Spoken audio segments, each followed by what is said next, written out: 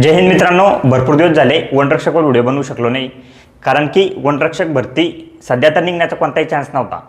परंतु आता महाराष्ट्र पोलीस लगभग होत आलेली आहे. तुम्हाला माहिती आहे, महाराष्ट्र पोलीसचे फक्त पेपर बाकी आहे, काही ठिकाणचे ग्राउंड पण बाकी आहे. आता महाराष्ट्र पोलीस होऊन जाईल आणि त्यानंतर तुमची येणारी भरती म्हणजे वनरक्षक भरती.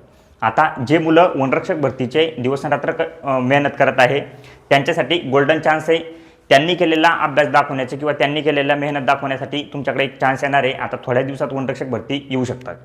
मित्रांनो, SSCGDची जी तयारी करत आहे त्यांच्यापुढे आता खूप मोठा प्रश्न निर्माण होईल की मी आता नेमकं वनरक्षक भरतीकडे वळू, कारण की SSCGDचे पेपर पुढे गेलेले आहे.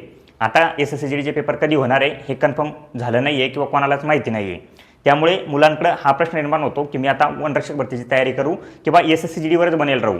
यासाठी व्हिडिओ घेते. मित्रांनो, एक गोष्ट लक्षात ठेवा, जर तुम्हाला वाटत असेल की वनरक्षक भरतीमध्ये मी फिट बसते, वनरक्षक भरतीमध्ये माझी 5 किलोमीटर रनिंग चांगली आहे व महाराष्ट्राचा सगळा अभ्यास झालेला आहे, तर नक्कीच तुम्ही वनरक्षक भरती द्या.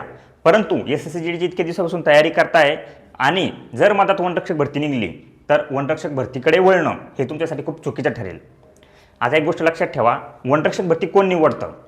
ज्या मुलाची 5 किलोमीटर रनिंग चांगल्या टायमिंगमध्ये तो कव्हर करतो व महाराष्ट्राचा सर्व सिलेबस त्याचा कंप्लीट झालेला आहे, तो मुलगा नक्कीच वनरक्षक भरती निवडतो. आणि ज्या मुलाचं SSCGDसाठी मेडिकल फिट बसत नाही, SSCGDमध्ये तुम्हाला मेडिकल थोडं टफ लागतं, वनरक्षक भरतीमध्ये थोडं मेडिकल लो लागतं. म्हणजे मेडिकलमध्ये लगभग तुम्ही बघितलं असाल आतापर्यंत की वनरक्षक भरतीच्या मेडिकलमध्ये कोणीच फेल होत नाही. लगभग वनरक्षक भरतीचं मेडिकल सर्व मुलं पास करतात. त्यामुळे जर मेडिकल प्रॉब्लेम कोणाला असेल तर तेच वनरक्षक भरतीकडे वळतं.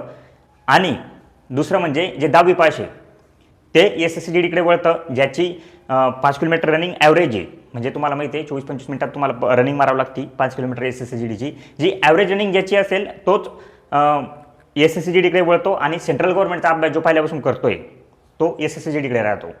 तर हेच असतं मित्रांनो, आपली भरती डिसाईड करताना, विचार करताना की आपल्याला भरती कोणती मारायची, आपल्या स्वतःच्या काही गोष्टी आहे त्या समजून घ्यायच्या आणि त्याच्यावर कायम राहायचं. आता वनरक्षक भरती येणार आहे, त्यामुळे SSCGD भरतीचा जर पेपर किती पण लेट होत असेल तर वनरक्षक भरतीकडे वळायचं नाही. आणि जे वनरक्षक भरती करत आहे त्यांच्यासाठी सांगतो, आता मित्रांनो, महाराष्ट्र पोलीसची भरती झाल्यानंतर जे मुलं महाराष्ट्र पोलीसमध्ये गोळ्यात किंवा पेपरला बसू शकले नाही ते नक्कीच पूर्ण तयारी आता वनरक्षकवर लावून देणार आहे. महाराष्ट्र पोलीसमध्ये शॉर्ट रनिंग ही खूप फास्ट लागते, 1600 मीटर खूप फास्ट लागते. आणि वनरक्षक भरतीमध्ये 5 किलोमीटर रनिंग 1600 सारखी लागते.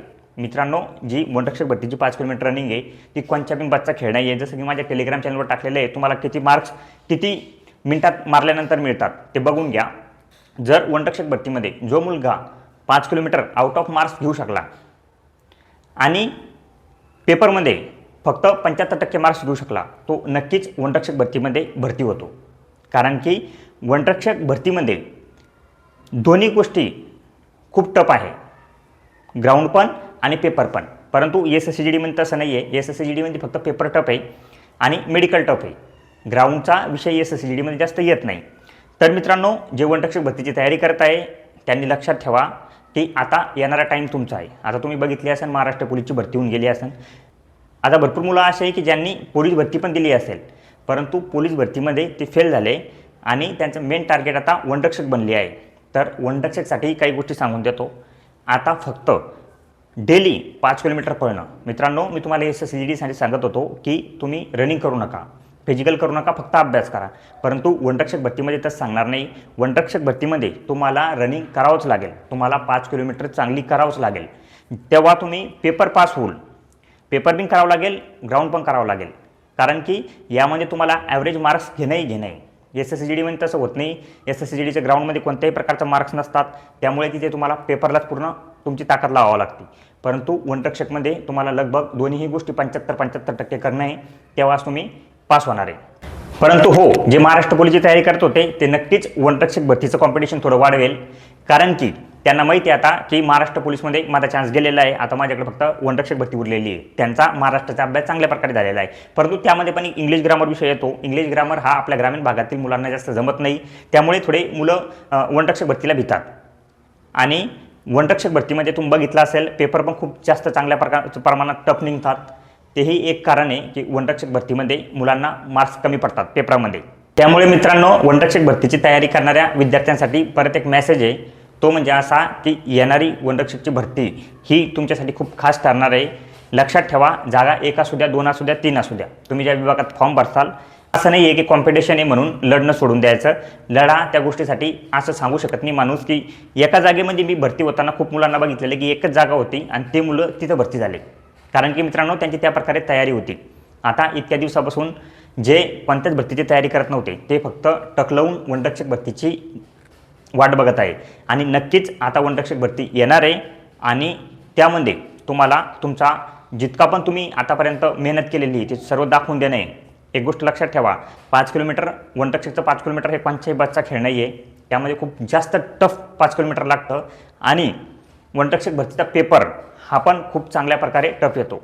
MPSC करणारे मुलं आहेत तसंच तुमच्यासोबत कॉम्पिटिशन नाही, कारण की त्यांना कोणत्याही प्रकारचे ते ग्राउंड करत नसते. त्यामुळे त्यांनी जर कितीकही मार्क्स घेतले तरी ग्राउंडमध्ये तुम्ही त्यांना बीट करता. SSCGDमधले मुलं SSCGDवर बनेल राहा. आता थोड्या दिवसात 1 महिन्यामध्ये तुम्हाला कळून जाईल तुमचे पेपर कधी होणार आहे. तर मित्रांनो, पेपर किती का उशिरा होऊ द्या, त्याचा इतका डोक्याला ताण घ्यायचा आणि अभ्यास करत राहायचा. एक ना एक दिवस पेपर नक्की होईल आणि ज्या दिवशी होईल त्या दिवशी तुम्हाला तुमची मेहनत दाखवून आहे. मित्रांनो, जशी ही वनरक्षक भरतीची ॲड येईल मी तुम्हाला माझ्या टेलिग्राम चॅनलवर कळवेल. टेलिग्राम चॅनलवर पूर्ण ॲड टाकून देईल.